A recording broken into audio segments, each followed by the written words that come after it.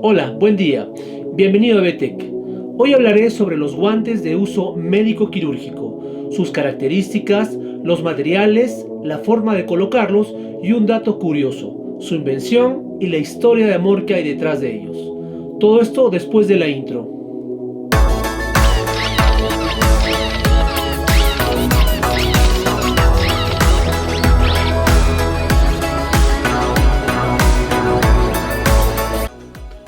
Realizar un procedimiento médico sin utilizar guantes puede ser considerado un acto negligente o una acción poco profesional.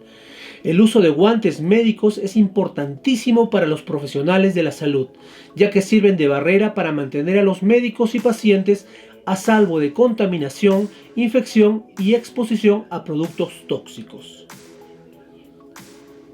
La tecnología que tienen los guantes ha evolucionado considerablemente desde los tiempos de Halsted, su inventor. Ahora existen guantes para diferentes actividades médicas y podemos encontrar nuevos materiales además de látex de caucho natural. Incluso se cuenta con normatividad europea y americana que exige el cumplimiento de varios requisitos como resistencia frente a la fuerza de rotura, resistencia a la penetración y protección frente a microorganismos y químicos. Es decir, la tecnología que engloba un simple guante es sorprendente. La invención de los guantes es el resultado de varias historias que confluyeron en un mismo puerto. La primera de estas historias comienza con el caucho, la materia prima de los guantes y muchísimos productos que hacen nuestra vida cotidiana más llevadera. El caucho es un polímero elástico que se obtiene del árbol Hevea brasiliensis, originario de la selva amazónica. Es una sustancia lechosa que brota del árbol al cortarlo. Al secarse esta sustancia se vuelve gomosa y elástica. Los indígenas del Amazonas lo llamaban cauchoc o árbol que llora. Y lo usaron para hacer vasijas y láminas a prueba de agua, mucho antes del descubrimiento de América. Colón conoce el caucho en 1492 y en su viaje de regreso lleva las primeras muestras de caucho a España. Desde sus inicios, se trató de utilizar este material como tela impermeable al agua y para fabricar ropa a prueba de lluvia. El problema era que el caucho en época de mucho frío perdía su elasticidad y era muy duro. Por el contrario, cuando hacía mucho calor se volvía una goma pegajosa e inservible. Hasta que el inventor americano Charles Goodyear por accidente volcó un recipiente con azufre y caucho sobre una estufa. La mezcla se endureció y se volvió impermeable, descubriendo así la vulcanización del caucho, nombre que se le dio en honor al dios Vulcano. El caucho vulcanizado es más estable, duro y resistente, sin perder su elasticidad natural. La vulcanización dio origen también al látex, material delgado con superficie suave que no se adhiere al metal o a los sustratos plásticos.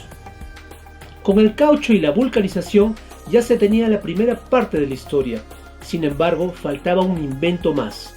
Es así que en 1887 un colega, el veterinario escocés Dr. John Boyd Dunlop, inventa el neumático y se da inicio a la fiebre del caucho. Una de las empresas que inicia con la fabricación de neumáticos es la compañía de neumáticos y caucho Goodyear, llamada así en homenaje al inventor de la vulcanización. Paralelamente, se escribían otras historias. Ignaz Semmelweis propuso el uso de soluciones con cloro para el lavado de manos y de esta forma evitar que contaminantes sean transportados por las manos de los médicos. Años más adelante, en Francia, Louis Pasteur, gracias a estos y otros conocimientos, expuso la teoría germinal de las enfermedades infecciosas, según la cual toda enfermedad infecciosa tiene su causa en un germen. En 1864, el médico inglés Joseph Lister descubrió los trabajos de Pasteur. En este momento intuyó sobre la causa de las infecciones de las heridas. Siguiendo estas ideas, buscó una sustancia química para eliminar los gérmenes, usando el ácido carbólico, o llamado fenol. Lo utilizó en la fractura abierta de la pierna de un niño atropellado por un carro. La herida cicatrizó sin infección y se logra por primera vez vencer la infección. A partir de ese momento, Lister formula un protocolo para esterilizar las manos del cirujano el instrumental quirúrgico, los apósitos y las heridas con soluciones de fenol. Estos hallazgos y el método antiséptico fueron práctica habitual de la época. Es aquí donde se unen ambas historias, la historia del caucho y la historia del fenol, para dar paso a la invención de los guantes quirúrgicos. Corría el año de 1886 cuando el doctor William Halsted llegó al Hospital Universitario Johns Hopkins de la ciudad de Baltimore para trabajar como cirujano. 3 años después, ingresa a trabajar como enfermera del hospital la señorita Caroline Hampton. Ambos empezaron a trabajar juntos y con el tiempo formaron un gran equipo. Quiso Cupido o el destino flechar los corazones del doctor y la enfermera, quedando prendados el uno del otro. Gracias al descubrimiento de Lister, en esta época los quirófanos se desinfectaban utilizando un pulverizador con fenol. El fenol, al ser un producto muy tóxico, provoca intoxicación, afecciones renales y dermatitis. La enfermera Hampton empezó a padecer de terribles heridas en sus manos, provocadas por el fenol al momento de pulverizar el quirófano. Poco tiempo después, la afección progresó hasta los antebrazos, imposibilitando a la enfermera para el trabajo quirúrgico. Esto consternó al Dr. Halsted, quien se negaba a la posibilidad de dejar de trabajar con ella, probando toda clase de tratamientos sin resultados. Hasta que tuvo la genial idea de encargar a la fábrica de neumáticos Goodyear la confección de unos finísimos guantes de látex, fabricados especialmente para las manos de la enfermera Hampton, quien los usó ese mismo día sin notar ninguna molestia en sus manos. Al volverlos a utilizar, las heridas no aparecieron. El éxito de los guantes fue tan grande que todos los empleados del hospital empezaron a utilizarlos, y desde entonces su uso se convirtió en un procedimiento indispensable en medicina hasta hoy en día.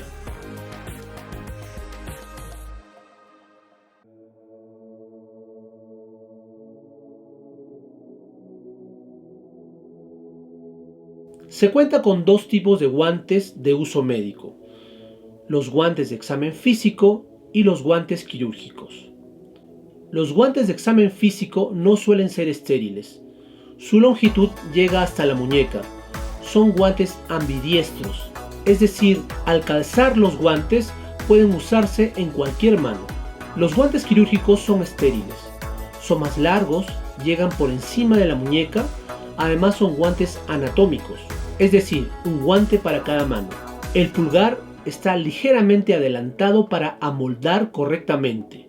Los guantes quirúrgicos pueden ser esterilizados con óxido de etileno o con rayos gamma. Además, por lo general, vienen preempolvados con fécula de maíz. Sin embargo, ahora se disponen guantes quirúrgicos sin empolvar. En algunos países está normado el uso de guantes sin polvo. En cuanto a los materiales, los guantes quirúrgicos pueden ser de látex o de nitrilo. Los materiales para guantes de examen físico son látex, nitrilo, vinilo y polietileno. Los guantes de látex se utilizan para procedimientos médicos y cirugía. Su principal ventaja es que tienen alta sensibilidad al tacto a diferencia de otros materiales, además de su elasticidad y resistencia. El problema de los guantes de látex es que pueden producir alergia al personal de salud. Los síntomas de alergia al látex oscilan de leves a graves. La reacción depende de la sensibilidad que tengas al látex y de la cantidad que toques. Pueden provocar prurito en la piel y urticaria o incluso anafilaxia. Los guantes de nitrilo pueden servir para procedimientos médicos y también se fabrican estériles de uso quirúrgico. Tienen buena sensibilidad y resistencia, pero tienen menos elasticidad. Puedes encontrarlos en distintos colores. Los guantes de vinilo son más económicos. Se aconseja usarlos en actividades de corta duración y tareas de bajo riesgo. Tienen baja sensibilidad, baja adaptabilidad, poca elasticidad, pero son resistentes, ideales para realizar limpieza en la clínica y lavar el instrumental quirúrgico. Los guantes de polietileno o plástico se utilizan en grandes animales, para palpación y examen reproductivo. Los bordes del guante tienen un termosellado atraumático para evitar posibles cortes. No tienen elasticidad, tienen poca adaptabilidad y tienen poca sensibilidad al tacto. Ahora vamos con las tallas. Para ello debemos diferenciar los guantes de examen físico y los guantes de uso quirúrgico. Los guantes de examen físico vienen en tallas extra small, small, medium, large y extra large. ¿Cómo elegir tu talla? Para conocer la talla que debemos usar, una opción es probarse los guantes y elegir el más cómodo. Otra opción es medir la mano con una cinta métrica alrededor del punto más ancho de tu mano. Normalmente son los nudillos. El tamaño de un guante siempre se expresa en pulgadas. Si tu mano está entre dos tamaños, escoge siempre el más pequeño. En el caso de las tallas para los guantes estériles de uso quirúrgico, las tallas van en números, desde el 6, 6.5, 7, 7.5, 8 y 8.5. La talla 8.5 es un tanto difícil de conseguir. Usualmente los puedes pedir a la empresa Sutuvet. La talla 9 no está disponible en el país.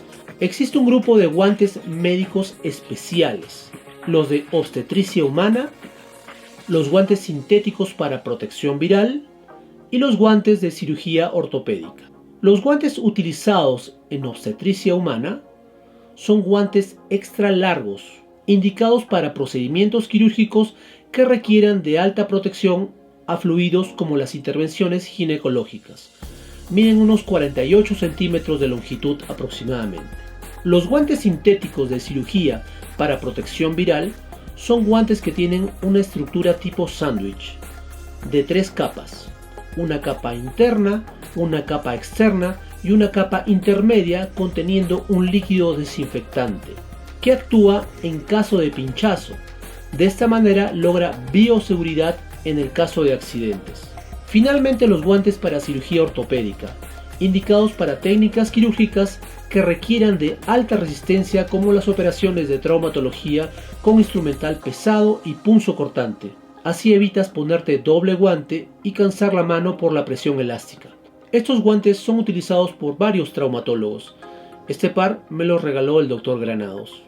En cuanto a la forma de colocarlos, existen 3 métodos: el método abierto, el método cerrado y el método asistido. Para los estudiantes que inician el aprendizaje puede ser un tanto complicado el procedimiento. Solo con práctica se logra dominar esta competencia. En medicina veterinaria, el método abierto se utiliza para procedimientos mínimamente invasivos y procedimientos que requieran evitar contaminación cruzada. Se colocan luego del lavado de manos.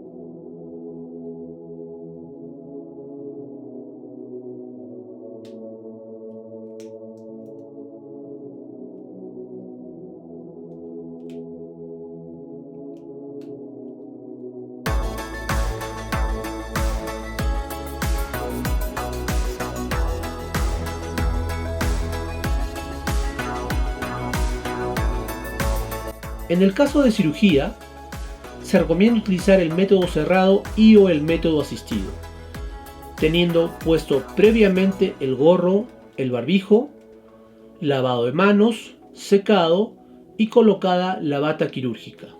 Una vez lavados y vestidos, se procede a colocarse los guantes en forma cerrada.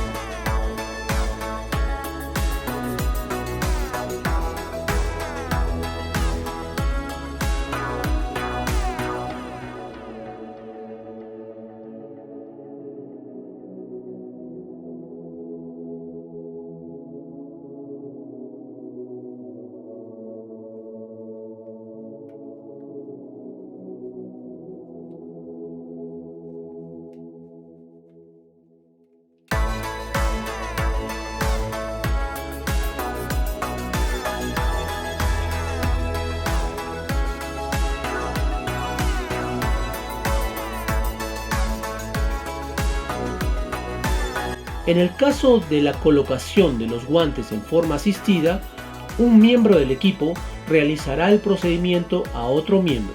Para ello, el primer miembro del equipo quirúrgico deberá estar listo con todos los implementos, vestido, con la bata quirúrgica y con los guantes estériles colocados en forma cerrada. Esto es indispensable si se realiza el enguantado asistido.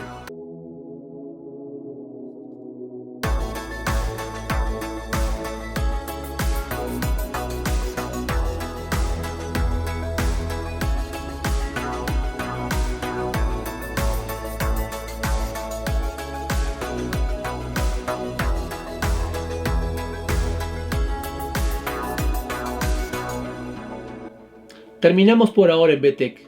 No olvides dejar tus comentarios, aportes, preguntas o sugerencias. Elige bien el material de los guantes que necesitas, ya sea para cirugía o para examen físico. Recuerda, para cirugía los guantes estériles se colocan mediante el método cerrado y o asistido, dejando el método abierto solo para procedimientos médicos simples. Muy bien, nada más. Muchas gracias por ver el video. Si te gustó, compártelo. Cuídense mucho y nos vemos pronto.